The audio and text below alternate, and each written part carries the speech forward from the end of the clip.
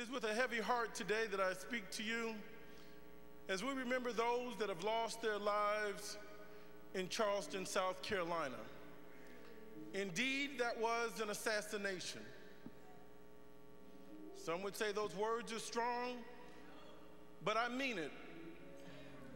And in brief, I'd like to share with you from Galveston to Charleston and beyond as we kick off this convention. It was June 19th, 1865.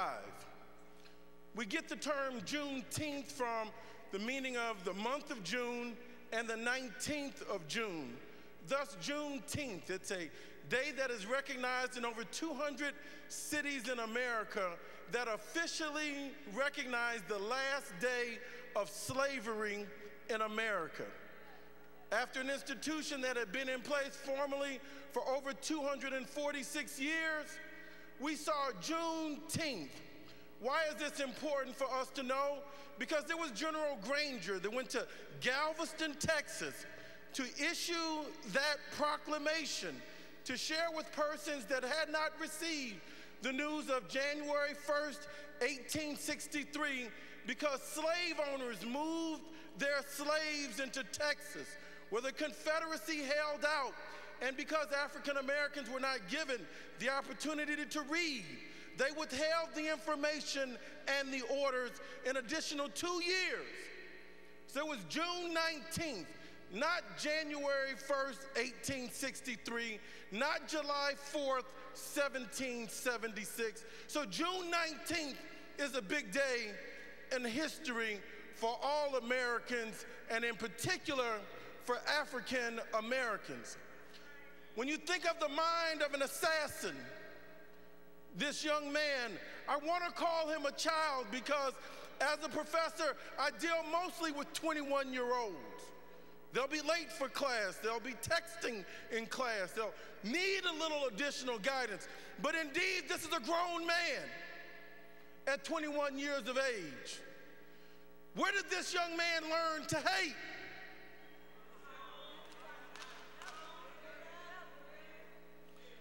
This date, the reason I'm so concerned about it is because he's not a good student. I read his records that they've posted online.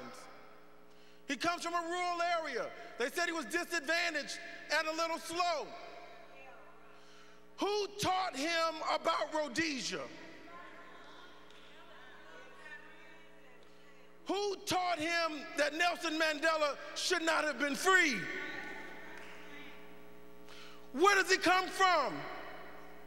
And I am concerned that when you can develop somebody's heart to befriend church members, to go into the oldest African American church south of Baltimore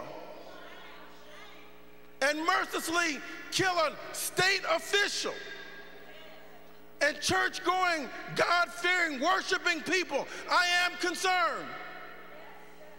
From Galveston to Charleston, sometimes I have to ask myself, what makes my father tick?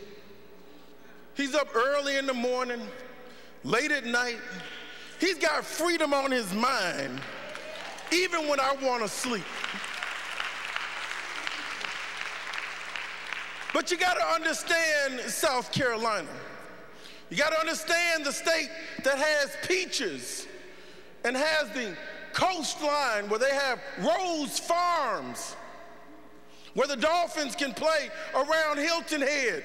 You've got to understand where he's from, where James Brown and Peabo Bryson come from. You've got to understand South Carolina that has an assassinated state senator, Reverend Pinckney, who lies in state today, who has the Confederate flag raised above the Capitol. They can't take it down. It's an ideology in South Carolina that my father has fought all of his life to make it part of the Union, to bring it into America.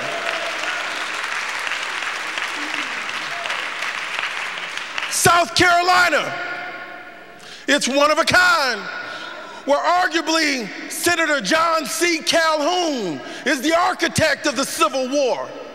He He's the one that manipulated every state law to end up with interposition and nullification so that they could disregard that all men are created equal.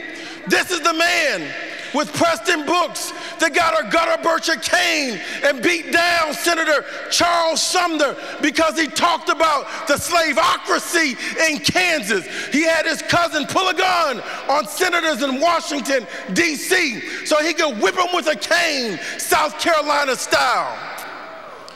From Galveston to Charleston, what does it mean when this man goes into Mother Emanuel, a 200-year-old church in Charleston, not far from the slave auction quarters and market?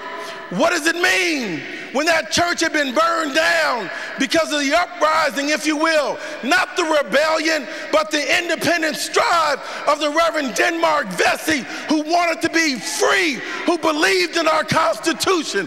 What does it mean when he goes into Mother Emanuel?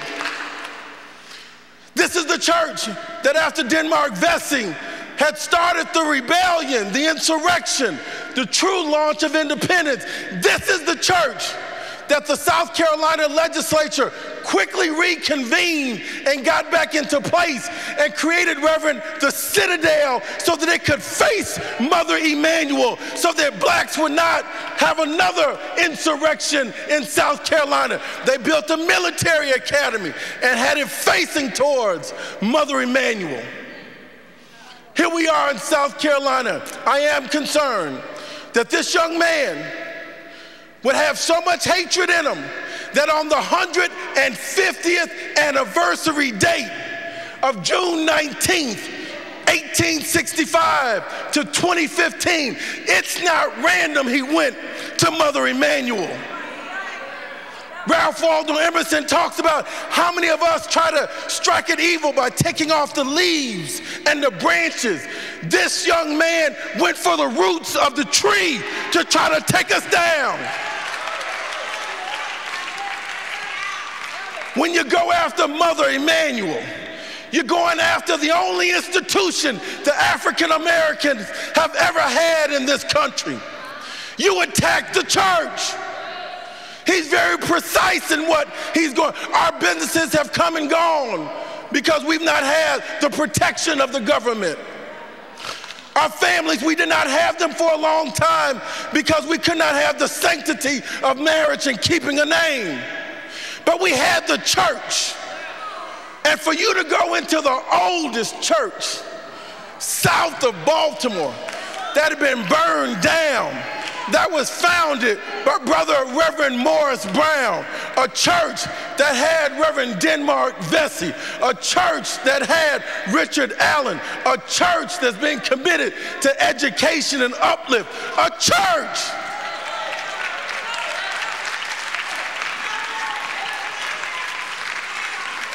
on its 150th year anniversary of June 19th, a day when we finally understood what it meant to receive from General Granger, posted in the eastern part of Texas, that we too were free even in Texas.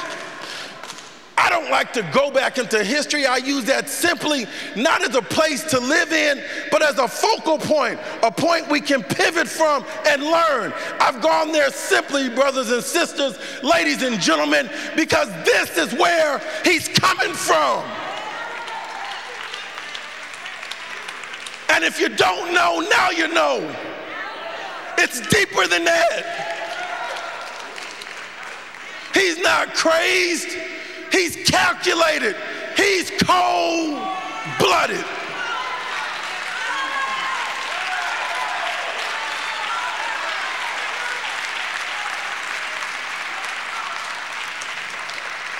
Why does Jesse Jackson put this convention on?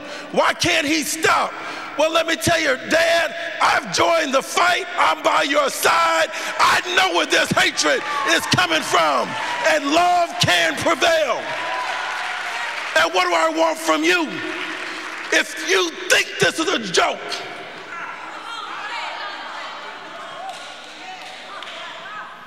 if you think we should not look at this as domestic terrorism, Yes, ISIS is a problem. Yes, ISIL is a problem. Yes, the Confederate Ku Klux Klan mentality is a problem right here as well.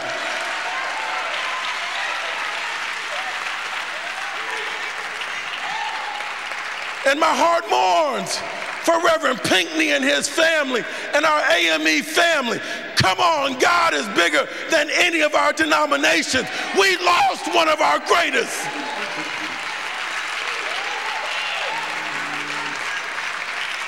Governor Perry can say it's an accident. It's no accident when your lips are dripping with hatred. It's no accident. We need to look at this. Find out, where did he learn to shoot a gun? Where did he buy a gun? Where did he go gun practicing? Who taught him about Rhodesia? Who taught him about South Africa should not have been freed? Who taught this young man at 21 years of age? We're not gonna stop.